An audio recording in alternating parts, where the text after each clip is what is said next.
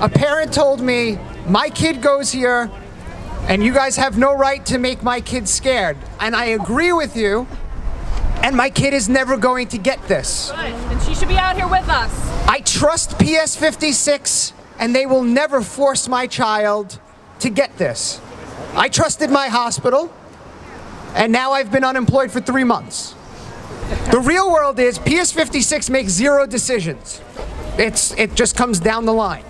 So when the reality hits that when you say your kid's not going to get it and you trust the school, they're going to eventually make it mandatory. Right.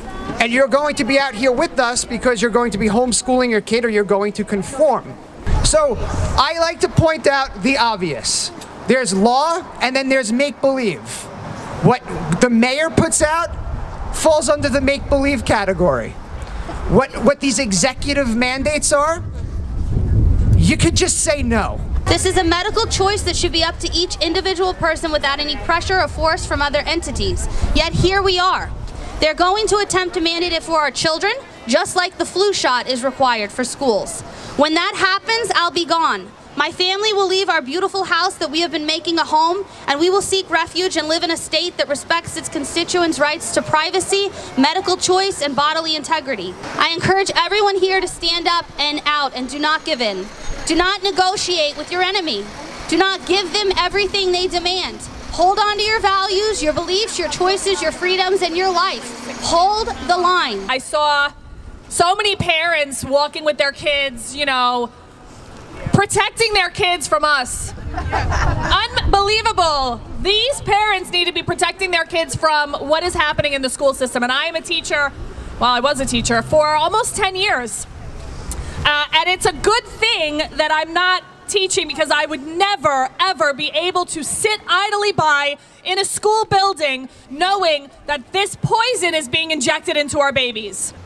No one is going to give you informed consent in this building. It's going to be implied consent because, as the World Health Organization says, if you know what's going on and you sent your kids anyway, that is consent.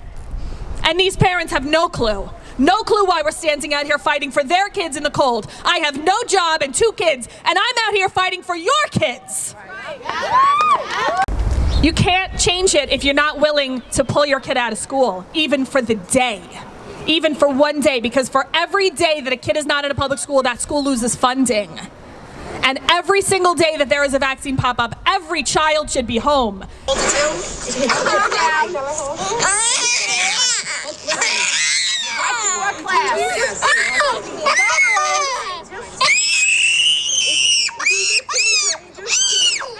Okay, now that was a 5-year-old little girl getting the vaccine at 7:30 in the morning, right before getting shuffled off to class.